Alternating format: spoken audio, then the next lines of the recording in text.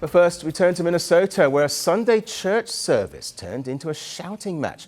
Protesters stormed the altar and accused a pastor of working with U.S. Immigration and Customs Enforcement, or ICE. And now what happened inside this Minnesota church has triggered a Justice Department investigation. The disruption occurred at the city's church in St. Paul, Minnesota. Families with children were gathered inside for prayer, but a group of anti-ICE protesters barged into the church mid-service. Why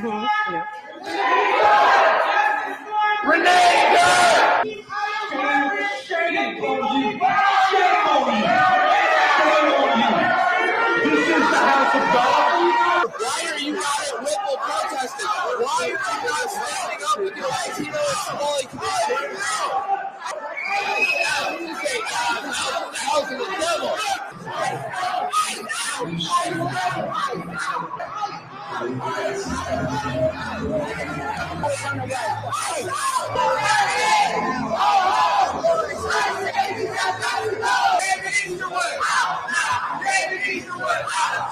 We have a duty to win! The protesters belonged to the Justice Network. Their target was the church's pastor, David Eastwood, accused of secretly working with Immigration and Customs Enforcement. Specifically, they claimed he was the acting ICE field office director in Minnesota. When inside the church, protesters shouted and disrupted prayers, accusing the church of harboring someone who directs immigration raids. The story expanded into a media controversy. Former CNN anchor Don Lemon, who live-streamed the incident, questioned why the disruption was receiving such intense backlash.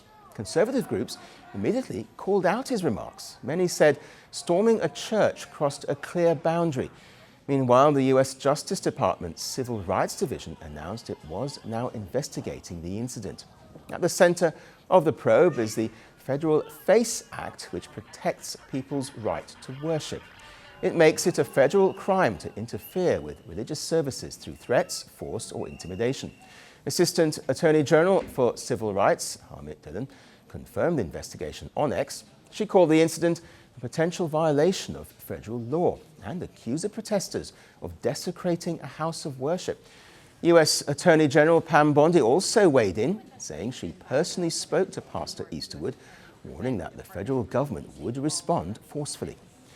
The incident comes at a tense moment for Minnesota. The state has been in the spotlight for weeks now. Federal authorities have sent in additional ICE agents as part of a broader immigration enforcement crackdown, sparking anger across the state.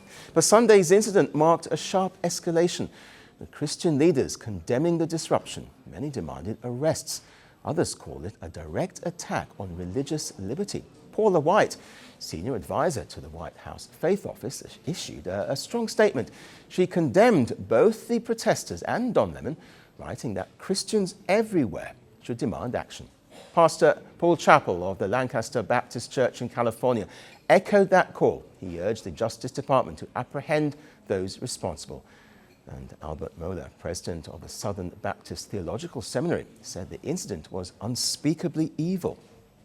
Meanwhile, several officials in President Donald Trump's administration confirmed that the investigation is underway. So federal officials insist they will not back down after church services became a political battleground. The clash between immigration enforcement and the right to protest has now crossed over into another realm. The world doesn't fit in boxes, so why should your news?